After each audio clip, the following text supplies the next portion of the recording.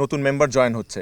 So এবং নতুন member কিন্তু মানে যেন তেন মেম্বার না, খুবই গুণী অভিনেতা অভিনেত্রীরা আছে। রাতুল ভালো আছে আলহামদুলিল্লাহ। রাতুলের সাথে শালুর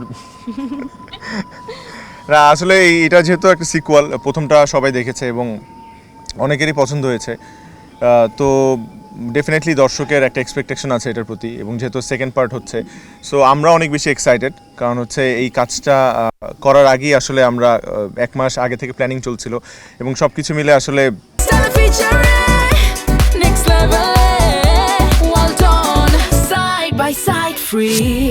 এই পুরা ফ্যামিলিটা মানে এত বড় একটা ফ্যামিলি, এবং আরও অনেকজন অ্যাড হয়েছে, দিনা ভাই আছে, দীপা আপু আছে, আরও অনেকে অ্যাড হয়েছে।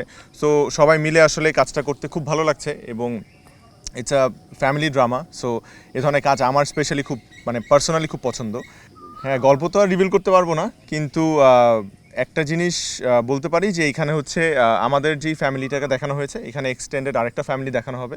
সো ওই ফ্যামিলির মধ্যেই আছে ফ্যামিলির বন্ডিং, ফ্যামিলির ইমোশনস, ক্রাইসিস, এগুলো নিয়ে আসলে পুরো গল্পটা শোকেস করা হবে এবং আমার বিশ্বাস যে এটাও দর্শকের অনেক পছন্দ হবে ইনশাল্লাহ।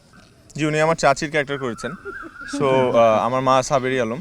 তো ওনার সাথে আসলে মানে এটা তো হচ্ছে মা ছেলের গল্প থেকে আসলে স্টার্ট হয়, যেগুলো শহরের গল্পটা থেকেই শুরু হয়। তারপরে হচ্ছে আমার ফ্যামিলিতে যাই, আসলে আমার দাদাবাড়ির ফ্যামিলিতে, যে ফ্যামিলিকে আমি কখনো দেখি নাই। সো আমার মাও বঞ্চিত ছিলেন। তো ওখান থেকে আস্তে আস্তে যখন চাচিদের সাথে এবং চাচাদের সাথে বন্ডিংটা হয়, কাজিনদের সাথে বন্ডিং হয়, তো এইটা আসলে খুবই মানে ক্লোজ টু মাই হার্ট। কেন বলবো? বিকজ আমি আসলে জয়েন্ট ফ্যামিলিতে বড় হয়েছি, আমার জন্ম জয়েন্ট ফ্যামিলিতে ছিল। সো এই কারণে আসলে আমি এই জিনিসগুলো রিলেট করতে পেরেছি খুব সুন্দরভাবে। এবং স্পেশাল থ্যাঙ্কস টু রাজ ভাই ডেফিনেটলি, বিকজ এত সুন্দর করে স্ক্রিপ্ট এবং ব্রিফিংগুলো দেওয়ার কারণে যেটা হয় যে প্রত্যেকটা সিনের আগে সে আমার মানে সুন্দর করে একটা না দুইটা কথা বলে দেয়, যেটাতে আসলে খুব হেল্প হয় অ্যাক্টিং করার জন্য, এবং সে পরিবেশটা তৈরি করে দেয়।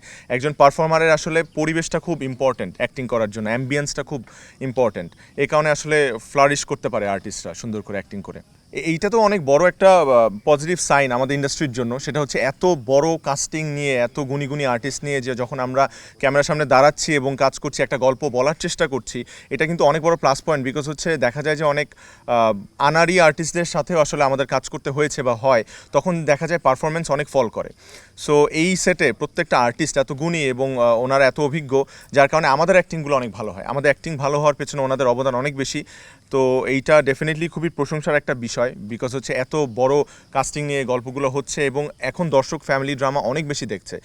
এমন না কখনো দেখে নাই, আগেও দেখছে, জেনারেশন টু জেনারেশন চেঞ্জ হয়েছে, কিন্তু এখন হচ্ছে মানুষের টেস্ট চেঞ্জ হয়েছে, সেই অনুযায়ী হচ্ছে আমরা কাজ করছি। So it's a positive sign আমার কাছে মনে হয়।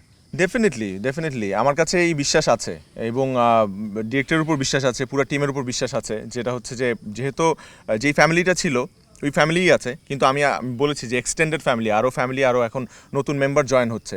সো এবং নতুন মেম্বার কিন্তু মানে যেন তেন মেম্বার না, খুবই গুণী অভিনেতা অভিনেত্রীরা আছে। সো আমার বিশ্বাস যে দর্শকের চাহিদা আমরা পূরণ করতে পারবো ইনশাল্লাহ।